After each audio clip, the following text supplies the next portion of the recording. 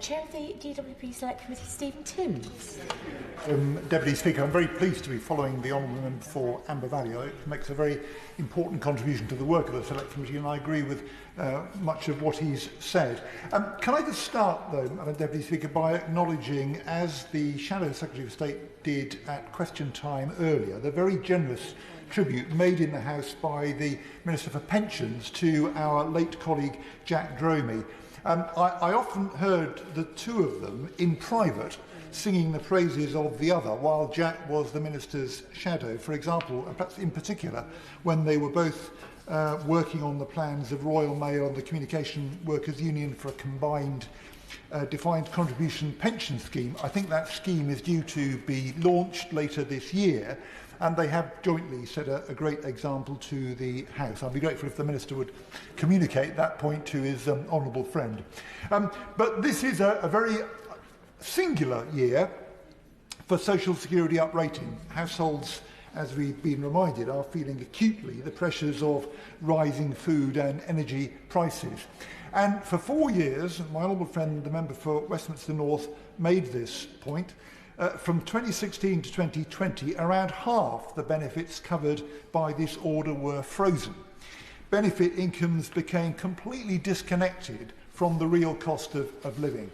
Last September, as we've been reminded, the temporary increase of £20 a week in universal credit and working tax credit ended.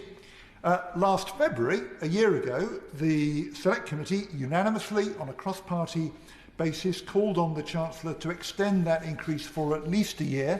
The view that was expressed this afternoon by the Honourable Member for Waveney as well, that call was rejected. Now, for some people in work, that loss was mitigated in part by welcome changes to work allowances and the universal credit taper rate. But others struggling with rapidly rising prices with an income just from universal credit have an income much less than it was 1 year ago. The Resolution Foundation Chief Executive told the Treasury Committee a week ago that, taking into account the removal of the £20 a week uplift, the improvements in taper rate and work allowances, I quote, around 3/4 of universal credit claimants will lose out. Yes. The other quarter, higher income working households, will have a higher income, but they, quote, will probably have that all taken away from them in higher energy bills and in the national insurance rise. He went on, it'll be particularly grim for those who did not benefit from the change because they are out of work or on very low earnings. Benefits uprated each April in line with the CPI rate the previous September, this year 3.1%. But as we've been reminded, the Bank of England expects inflation over 7% by April. It won't be far short, I think the point that the Honourable Member for Waveney made, of the rate around 8% by which pensions would have risen if the triple lock had been left in place last year. Robert Joyce, the Deputy Director of the Institute for Fiscal Studies, argues that increasing benefits each April based on inflation in the previous September, a point that's been made very powerfully by the Honourable Member for Amber Valley this afternoon, is, I quote, not fit for the period of high and rising inflation we now face. He points out that, quote, the poorest are heading for a 3% year-on-year cut in their real benefit levels and living standards. The government's protocol on social research requires that commissioned social research should be published within 12 weeks of being received. DWP refused to publish the NatSen report on disabled people's experience of the benefit system at all. They didn't not do it within 12 weeks, they didn't do it at all. Completely in breach of the clear requirement of the Government Protocol on Social Research adopted in 2015. So the Select Committee had to obtain it instead and publish it, as we did last week. It says disabled people, I quote, reported that they were often unable to meet essential day-to-day living costs, such as food, rent and heating. This 3% real terms cut in their incomes is going to make that a great deal worse. IFS also points out that universal credit, as we saw in the pandemic, again the point made by the Honourable Member for Amber Valley, can be changed at short notice and could be uprated at more recent inflation rates. And I hope that the department will reconsider as well our 2020 recommendation to, and I quote, increase the speed with which changes can be made to legacy benefit rates too.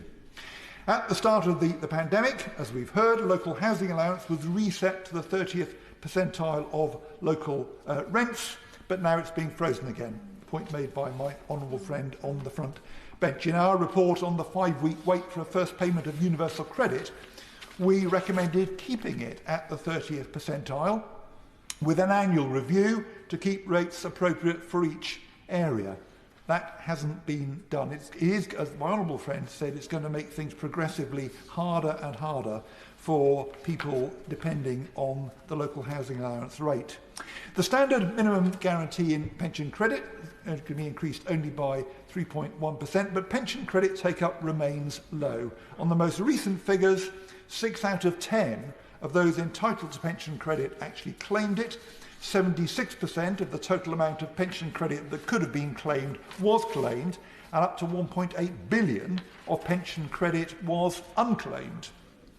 Independent Age, the charity, has called on the government to research who's not claiming pension credit. I hope also this time publish that research and draw up an ambitious plan for much higher take-up over 5 years. Researchers at Loughborough University have found that maximising pension credit take-up could lift 3 in 10 pensioners out of poverty, reduce the number in severe poverty by half. I asked the Secretary of State in July last year whether the department would bring forward an action plan. She replied, I quote, "I am not anticipating a big action plan, no," with pensioners on low incomes being particularly hard hit by rising energy costs, as we're going to be reminded more and more frequently in the next few weeks. Will the Minister reconsider? The Guaranteed Minimum Pensions Order, which we're also debating, as we've heard, tells pension schemes the percentage by which they need to uprate GMPs built up between 1988 and 1997. This year is 3%, as the Minister has explained. Some people with long periods of contracting out, therefore large GMPs, lost out under the new state pension in 2016. The Ombudsman concluded in August 2019, and I quote, "When communicating this change, DWP did not explain that people with long periods of contracting out could be significantly worse off. It instead chose to focus only on the benefits of the new state pension and other separate pension changes." End of quote, although I'm going to quote a bit more. It recommended DWP should review and report back its learning from our investigations. In particular, it should ensure that its literature clearly and appropriately points out that some individuals who have large GMPs and reach state pension age in the early years may be negatively affected by the changes. It should explicitly tell people to check their circumstances and provide details to the public about how they can do this. Now, in response, rather reluctantly, but in the end, the department did produce a fact sheet last August called GMP and the Effect of the New State Pension. That falls a long way short of the committee's call in 2016 for the government to, quote, "focus on identifying the individuals affected, assessing their potential losses and communicating with them." But at least it was something. The department said it would then review the fact sheet after 6 months. The committee wrote to the Permanent Secretary recently setting out points we would like covered in that review, including steps that have been taken to promote the fact sheet and how many people had contacted DWP as a result. In a response last month, the Permanent Secretary said that nobody had so far applied for compensation because of reading that fact sheet, and the department had received only 4 letters in response to it altogether. But I'm puzzled by that because I had 2 emails just last week on this very issue. Let me just quote to the Minister one of them. "I had personally been searching unsuccessfully for the GMP fact sheet for months. on gov.uk using a range of search terms since you spoke in Parliament about this issue in February 2021. How anyone affected was expected to know it was there, I will never know. There was no press release or other publicity to encourage the large number of the people affected to look at the gov.uk site fact sheet. I was shocked to read the fact sheet. It completely failed to properly inform people about the Ombudsman's ruling that there'd been maladministration or that they could claim compensation. The other email I received complained that the information on his company pension scheme website was misleading, that made no reference to the fact sheet, so he had no way of knowing about it, and it gave him no hint that his company's pension scheme website gave him no hint that he could apply for compensation. The fact that few people have referred to the fact sheet may well be because they don't know about it. And I do hope there is going to be a serious effort to draw attention to it. But, Madam Deputy Speaker, I very much welcome the debate we've had this afternoon about what is the appropriate level for increasing benefits in this very difficult time. And like others, I would say to the government, you're going to have to go further.